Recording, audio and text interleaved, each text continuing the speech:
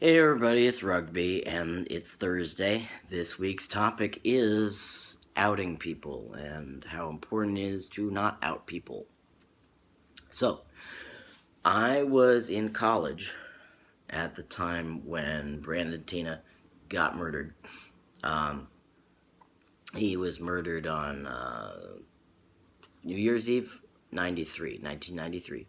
Of course, I heard about it in 1994. And that hit home for me because there wasn't a lot of information about trans folk back then.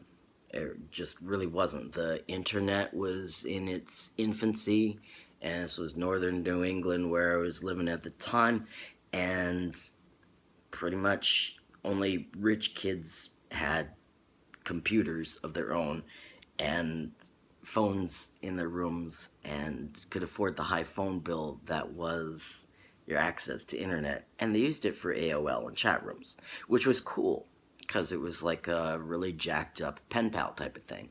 So that was neat, but that's pretty much all folks were using it for around then. So, um, so there wasn't a lot of access to information. You couldn't just, Google anything and say, hey, I want to find out about, people like me. It really wasn't. I mean, there just wasn't, trust me. Um, so, with that brief flash in the pan of reading about somebody who was a lot like me, uh, very brief glimmer of hope that I wasn't alone, followed immediately by the horror of, oh my god, yes, people get murdered for stuff like this. And it's very scary. It made me build a great big brick wall right around myself and into hiding and deep denial about me for many years. So that's what I generally reference when I explain to people the importance of not outing someone. People have been murdered for this. People are still getting murdered here and there for this. Um, and it's a safety issue, you know, because you never know who it's gonna tip off. These were Brandon's friends.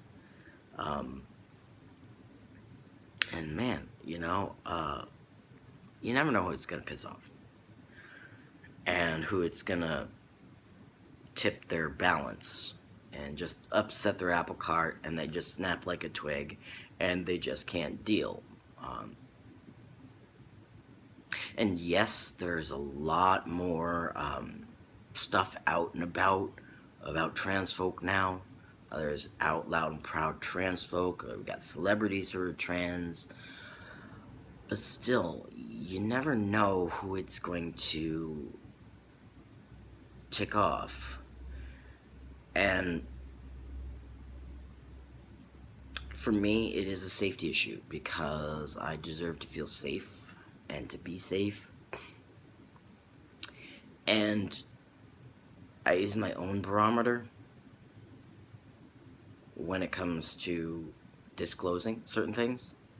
If I feel I'm safe enough, I may. And if I don't, I certainly won't. But ultimately, it's my own story to tell.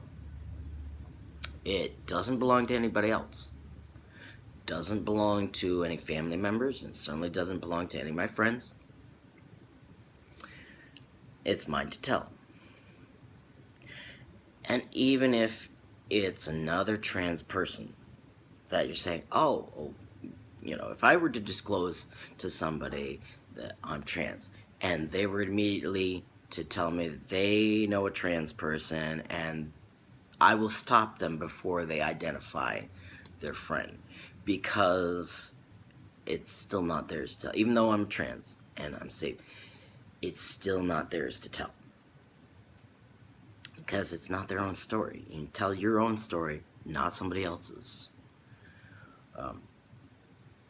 I have friends who are still battling with truthfulness, and that it's so more important to them to be truthful and always tell the truth. Well,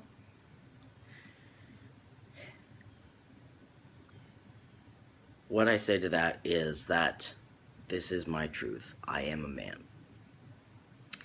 And it's still my own story to tell, not theirs.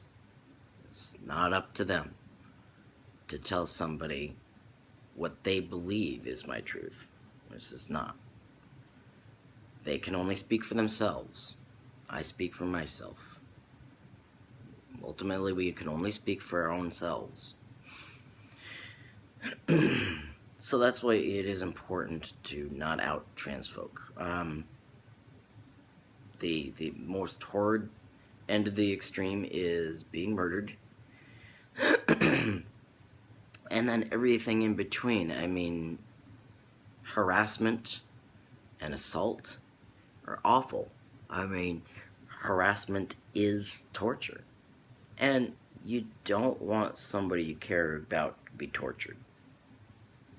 Chances are you don't. So, don't go there. Don't go and tell a story that's not your own. Tell your own story. Even if it comes to the fact that you share a history with the person before their transition, respect that person's right to privacy. And don't go there about history of, even if it's your own child, go there about the history of your child before the transition. Don't speak on stuff you have no permission to speak on. So that's what I have to say about it this week. I hope everybody's doing well, and we'll catch you next time.